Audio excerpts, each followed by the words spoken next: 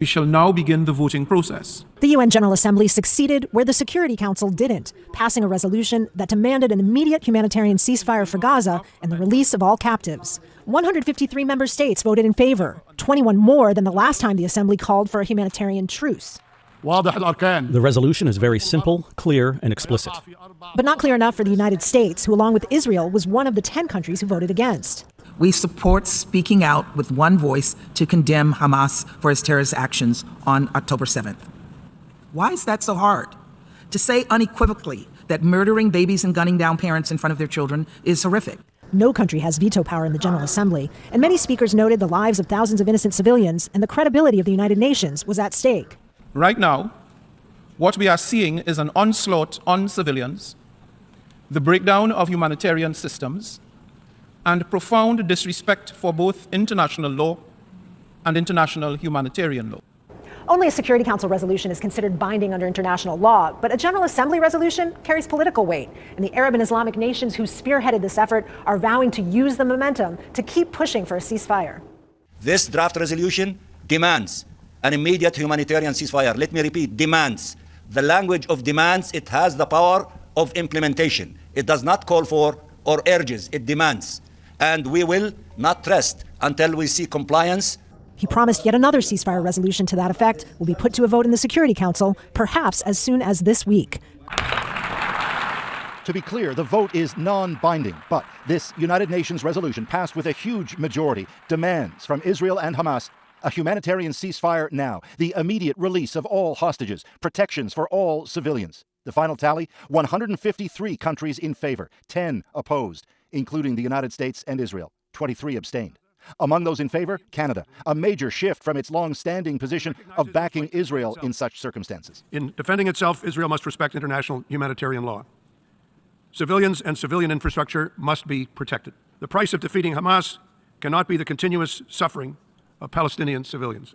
And though the U.S. sided with Israel in opposing the resolution, U.S. President Joe Biden earlier underlined, "We have made it clear to the Israelis, and they're aware, that the safety of innocent Palestinians is still of great concern."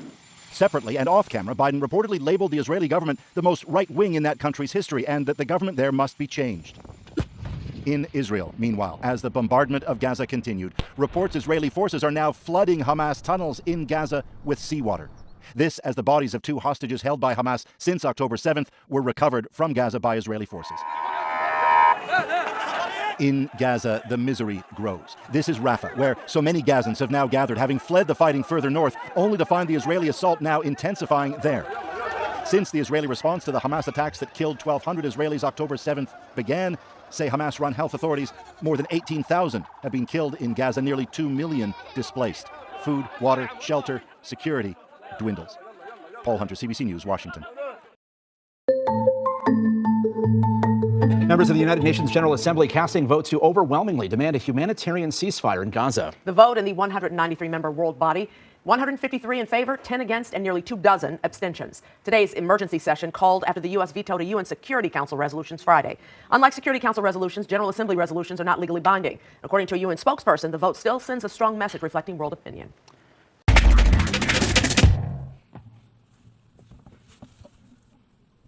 Excellencies, distinguished delegates, I used my recent attendance at the Doha Forum and every other platform I can to encourage cooperation among states with the same singular goal in mind: to make peace for all. In the name of humanity, I ask you all once again, stop this violence now. I thank you.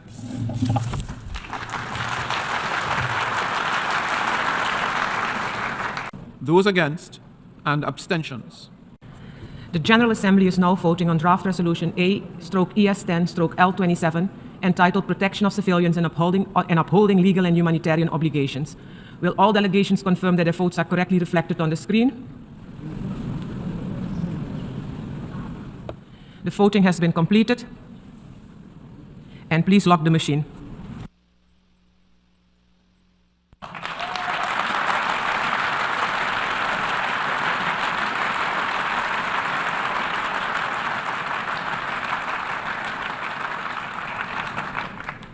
The result of the vote is as follows: 153 in favor, 10 against, 23 abstentions. 23 cowards. Draft Resolution A/ES10/L27 has been adopted. And I now give the floor to the distinguished representative of the United States. And indeed, there are aspects of this resolution that we do support. Listen we agree carefully to the doublespeak. that the humanitarian Never listen to those situation who in have no Gaza is truth. dire and And requires actions that go urgent against their own and words. sustained attention. That civilians desperately need food and water and shelter and medical care. That a devastating number of innocent people have been killed.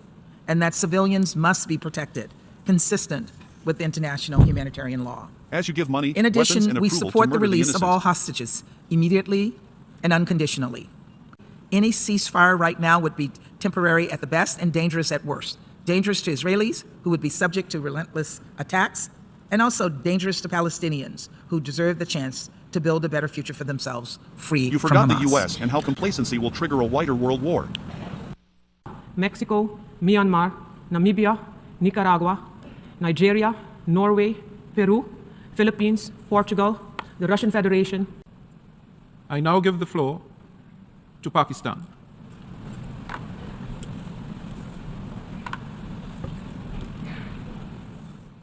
Thank you, Mr. President. And I'm confident that this entire membership will not agree to place the blame only on Hamas, but not on Israel. That would be unjust, unfair, and inequitable. Mr. President, when you deny people freedom and dignity, when you humiliate and trap them in an open-air prison where you kill them as if they were beasts, they become very angry, and they do to others what was done to them. I thank the representative of Pakistan, and I now call on the representative of Israel to take the floor. A ceasefire means one thing and one thing only: That the ensuring innocent women and the children will have a survival moment of of Hamas, peace. ensuring the survival of genocidal terrorists committed to the annihilation of Israel and Jews. That This do is this no to their secret. own. Hamas's charter makes this clear, and Hamas leaders have publicly stated that October 7th was just a rehearsal. And A Zionists say ceasefire there is a can never death be peace. sentence for countless more Israelis and Gazans. By voting in favor of this resolution, you are supporting the survival of jihadist terror and the continued suffering of people of Gaza. Again, confirming the collective exploitation of the punishment, which is a Palestinians war has crime. made the UN a moral stain on humanity. Why are you continuing to allow them to make the United Nations irrelevant? You mean how the majority has said to I stop, thank but the you keep on distinguished murdering the representative innocent. of Egypt. The time has come to put the blame where it belongs, on the shoulders Solely on of the Zionists Hamas for being monsters. there and for funding But Hamas, this who was resolution against the does not Palestinian even people. condemn Hamas. It doesn't even mention Hamas. I honestly don't know how can someone look in the mirror and support a resolution that doesn't condemn Hamas and doesn't even mention Hamas by name. So at the very last, I urge you to vote for adding a condemnation of Hamas to the resolution. But you know what? I have an idea. If you want a real ceasefire, here... Bitter geopolitics, deepening inequalities, and fear, unbearably, in the occupied Palestinian territory of our world. These and other crises are the consequences of damage that is done when human rights are ignored and violated. Rights to tangible commitments on climate change, from empowering people with dispute to preventing tensions and conflicts. War polarizes, but human rights cut through these divisions. Radically, they value each and every human being, regardless of which side of all national and global policy. Human rights conversations can be of respectful and constructive engagement in the search for a better world and ensure meaningful change. 75 years ago, our forebears... The important outcome is pledges that we got from over 150 countries.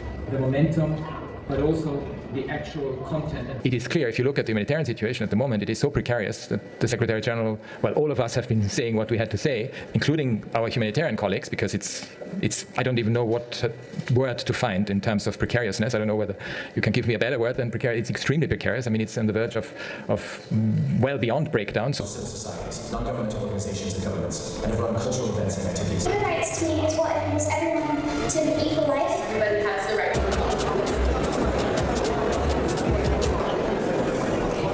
Good morning, ladies and gentlemen. For all persons worldwide. 75 years have passed. Aujourd'hui, il a été aussi important de réfléchir ensemble aux enjeux de notre temps. Et s'il y a des valeurs pour les compter aujourd'hui, les conflits, crise climatique, systématiquement violées dans de nombreux pays. to instituting legislative changes and legal reform. So, of course, there is a clarion call for everyone and for the international institutions that deal with it to take it very seriously and act on it. Mesdames et messieurs, tous les êtres humains naissent libres et égaux en dignité et en droit, réaffirmés. C'est pourquoi la Suisse a cessé les fondamentaux, s'est progressivement développée et renforcée dans notre pays. Mais il ne faut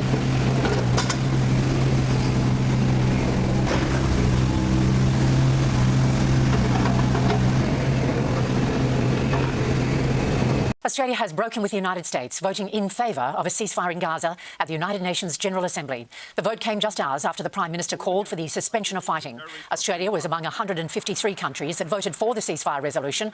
10 voted against and 23 abstained. The decision is a change of pace after Australia abstained in the October ceasefire vote.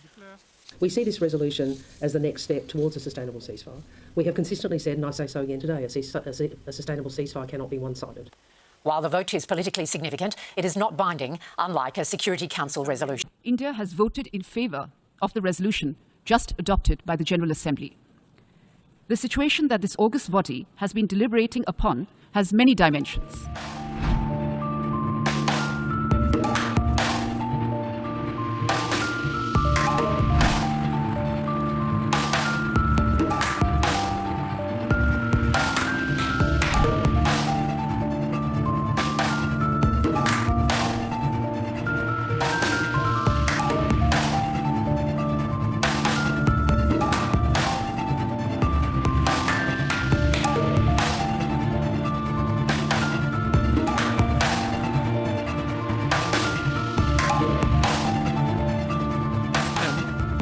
L27, please signify. Those against and abstentions. The General Assembly is now voting on draft resolution A/PS10/.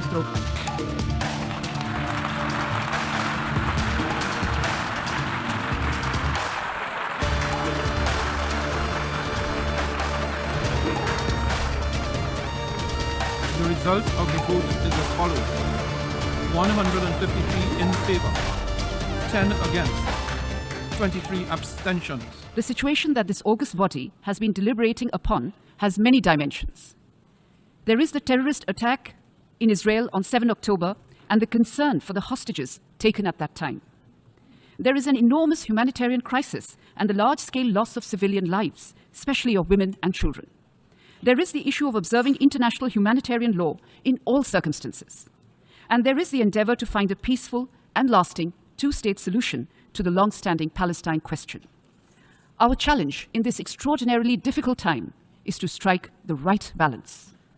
The gravity and complexity of what the international community faces is underlined by the Secretary-General invoking Article 99 of the Charter of the United Nations. We therefore welcome the fact that the international community has been able to find a common ground to address the multiple challenges facing the region right now.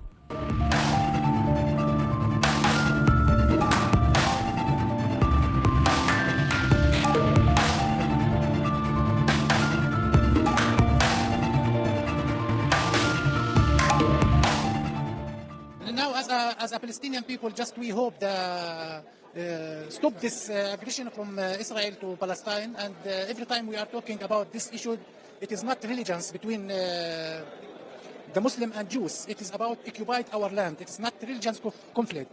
As me, I am Muslim. We respect all the religions in the world and accept the Jewish religions. The problem and the escalation and the conflict, it's not religions. It's about occupied our land, and it is not conflict between Israel and Hamas.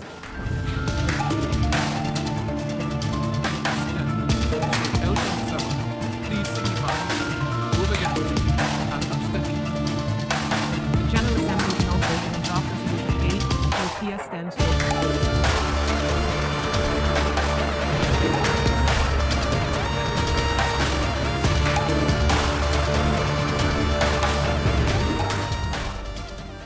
Any ceasefire right now would be temporary at the best and dangerous These are at puppets worst. who seek mammon. Dangerous to Israelis, who would be subject to relentless attacks, and also dangerous to Palestinians, who deserve the chance to build a better future This for is themselves. madness. Can they not free admit it's for from global Hamas. hegemony?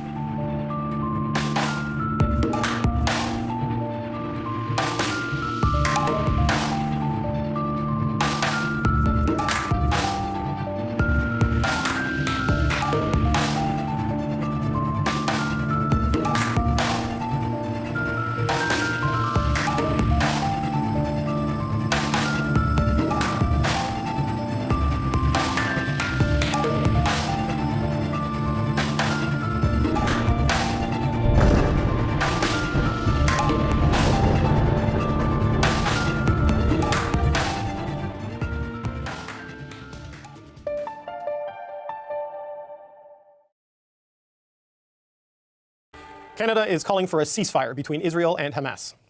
This morning, Canada put out a strong and clear and comprehensive statement on our perspective and positioning towards the Middle East conflict. With the future of Israelis and Palestinians in mind, Canada is joining the international call for a humanitarian ceasefire.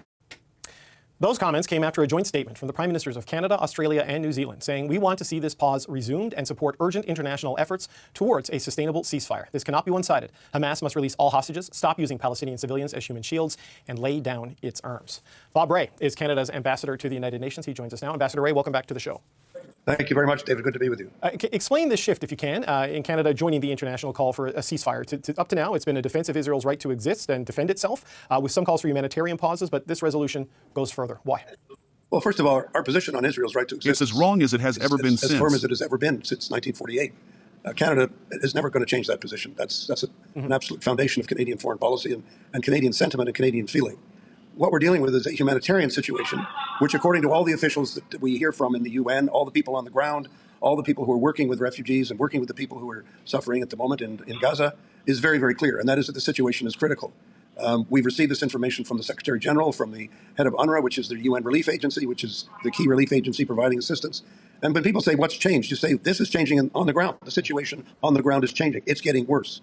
And so we have to respond to that in a humanitarian way. And that's why Canada says, yes, there has to be a humanitarian ceasefire to allow goods to get in, to allow people to get out, to allow people to not die at the rate at which they have been dying. And the only way that can happen in a realistic way is if people stop fighting. Nobody can predict how long that will last.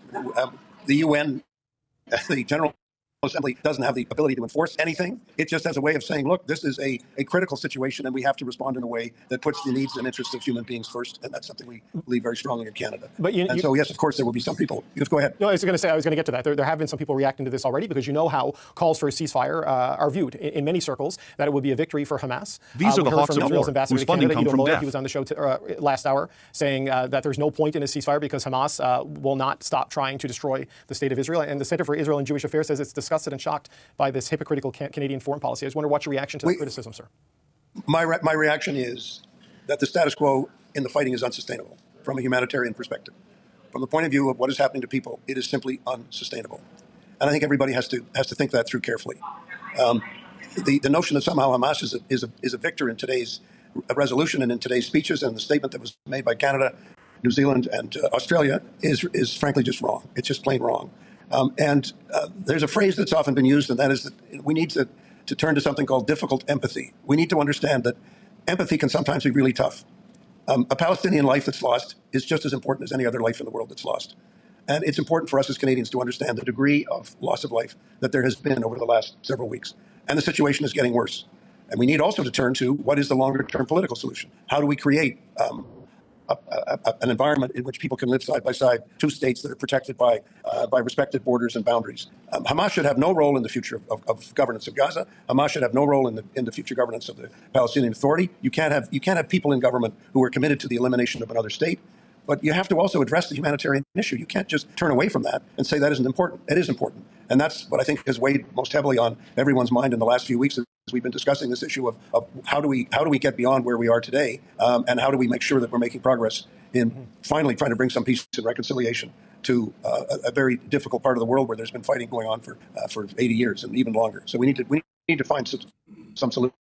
We can't just keep repeating the same phrases over and over again. And yes, there will be debates, and yes, there will be disappointment and frustration. But I know the Prime Minister and Mr. Netanyahu spoke for a long time today. I wasn't part of the call, but I do know that they had a very candid, and it was not an easy exchange, but it was an important exchange. We're going to have differences of opinion on some things, but on the foundational principles, there should be peace. It should be based on mutual security. There has to be a recognition of the need to protect human life. We all are subject to the role of international law, and we are all subject to these basic elements of public policy that should apply to us as they apply to others, and that's the battle we're. So the hope, Ambassador Rae, if you're still there, because you're breaking up just a little bit, is that as Melanie Joly and I would never break up with you, David. Never. Thank you. But the hope is to restart some sort of a process to lead to a two-state solution. This is what Minister Joly said today. This is what you've also referenced there. But President Biden said quite candidly that he doesn't believe the government of Benjamin Netanyahu wants a two-state solution, certainly not with the very conservative components of his particular coalition government. So are the conditions of those sorts of conversations even possible right now with the composition of the government of Israel, the weak and discredited position of the Palestinian Authority, and obviously of the international unacceptance of Hamas as a partner in this? Well, we have to try. Of course, it's going to be difficult. Of course, it's challenging. But if we don't start, and it's been interesting today in the discussion, in the debate in the General Assembly, many countries talking about the need for solutions, the need for longer-term political solutions. Countries from all parts of the world. I'm very proud of the fact that together with New Zealand and Australia, we've really joined together. That relationship is deepening. We're looking to talk to as many people as we can and to engage with people. There are no illusions that this is easy, but the status quo is not easy. In fact, the status quo is not working at all. And so we have to understand that because that's not working, we've got to try to find the things that work. We've got to be creative, we've got to be determined, and we've got to be principled. And I think we've demonstrated that today. Bob Ray, Canada's ambassador to the United Nations. Thank you so much for your time this evening. Our future in the region. We are there to stay. Israel is there to stay, and Israel will win this war anyway, and at any price it would cost us, because if we don't win, we will not exist. Ido Moed, Israel's ambassador to Canada. Thank you for joining us today, sir. All right, it's time to bring in the power panel. They've been listening and waiting patiently on this because it's been a bit of a rock and roll show. The Globe and Mail's Kelly Kreiderman is here. Françoise Boivin is also joining us tonight. She's a former NDP MP and a political commentator. And here with me in studio, in person, Vanguard Strategy CEO Michelle Cadario and Gary Keller, a vice president at Strategy Corp. Hello to you all. Thank you for joining us and thank you for your patience. Michelle, let's start with you. A lot has happened today. A lot of things we weren't expecting to happen today. What do you make of this shift by Canada and the rationale for the move? Well, I was really struck by what Ambassador Ray said when he said that the status quo just isn't working. And I'm actually quite proud that Canada has, been clearly working with allies, clearly talking to the Israeli government as well, so nothing was done by surprise, and really trying to work towards what may be or what hopefully will become a solution. We were one of 80% of the countries voting at the UN for this resolution, so it's not like we were standing alone. It really does seem that there is a consensus that is building, and I hope that we can continue to play a really constructive role, as a middle power, but there has to be some kind of an end plan to this, and it will involve countries kind of coming together and working with, both sides of the situation to try and resolve it. Gary, Israel may not have been surprised, but they were certainly disappointed based on my conversation with Ido Moed today, and we're seeing Canadian Jewish groups and people like Mr. Kotler expressing disappointment in what the government did today. Which mentions none of those things at the United Nations, and Canada has signed on to that. Yeah, they tried to amend it. Austria and the United States, it didn't pass, but they still voted for the unamended motion. Voted for the unamended motion, which Germany, the United States, United Kingdom, and Italy either abstained or voted against, 4 of our G7 allies. And so if you like Canadian foreign policy, it changes like the weather. What is this guy smiling at? And I think it's really unfortunate. And on today. I'm a bit like Gary. At first, when I read the statement from the 3 prime ministers, I'm like, this is clear. This is direct. It covers all situation. It's as if it was a preliminary to things to come. It's as if you're talking to 2 different audience. The first one kinds of appease your Israeli friends by saying, we agree, you've been aggressed, you've been denied your existence, what has been done was wrong. At the same time, they say they want we want to see this pause resume and support urgent international efforts toward a sustainable ceasefire. So they seem to go along the way that let's continue working that way. Now, settlements are not okay. This is not okay. It can't pass through Hamas. It was very thorough and deliberate. Very clear for once. Exactly. And then we hear big news on CBC News World. Canada is about to vote for the resolution. I'm not saying that it's necessarily wrong, but I'm saying it comes from 2 kind of different worlds. And you can say till you stop breathing that, but they tried to amend it, but it was not successful. So the bottom line is that they voted in favor without saying anything. So I do understand why my Jewish friends are a bit peeved today after this move, because they feel like by just saying we want a ceasefire now, even if it's non-binding, the pressure internationally because of the overwhelming vote that was taken in favor of that resolution, for which, by the way, Russia voted for, and China and India and Iran, will be a bit tough on Israel. It doesn't mean that it might not help the diplomatic pressure on Netanyahu to who is a criminal that let the atrocity happen to keep on how power. We can get to the second part. He was being indicted just prior to at length this afternoon. But I just say it's kind of 2 worlds in one that we saw today. Kelly, I'm told the statement with the Aussies and New Zealand, that's something Canada have been discussing with those countries for weeks, because there's some of the Western countries that haven't called for a ceasefire, but that have been feeling pretty significant internal pressure as this conflict just tears through the societies. And they found themselves in a very difficult position, right, of supporting Israel and its right to exist and its right to defend itself as cornerstone of policy, but also looking at a death toll that just keeps climbing and the unrest that is causing at home. But how do they defend this in the current political and domestic environment right now? I think Ambassador Ray summed it up well when he said the situation on the ground demands it and the human toll demands it. And I think there is still the very great problem which Canada tried to address and did address in its statement more substantially than it did at the UN, and that is Hamas. And that is Hamas seeing any stepping back or any talk of a ceasefire as a victory. And again, I think the question in the statement talks first about a pause. And we already know a pause is possible. We had that early this month. And as a beginning step to some kind of cessation to the hostilities, whatever we call it, another pause is worth working toward. And I think what you saw today is a movement internationally. We're not only talking about Canada, Australia, and New Zealand. We're talking about the United States. We're talking about Joe Biden, who was non-compos very mentis strong and unfit comments to this speak morning on in anything. Washington about Israel. The strongest comments we have seen to date from the United States about his concern about the way Israel is acting in this regard. So I think there was using tax dollars some to send kind more of ammunition probably to coordinated murderers. movement for there to be some stronger words today, with the acknowledgement that a pause is possible. Again, we saw that this month, and with Hamas taking responsibility for what it can, but also looking to the future. You saw both the president and the Canadian Prime Minister talking about a two-state solution at a time where we are very, very far apart, far away from any kind of two-state solution in any realistic way. So you have a push for Israel to be looked at, to be looking at the long term in a major way. And that Hamas needs to lay down arms and surrender. Absolutely. And then there's the work of what is possible, when you're trying to bring together, 183 or 93 countries. And it was quite overwhelming, I found, the 153 that voted for the statement. And I think that that's just a first step.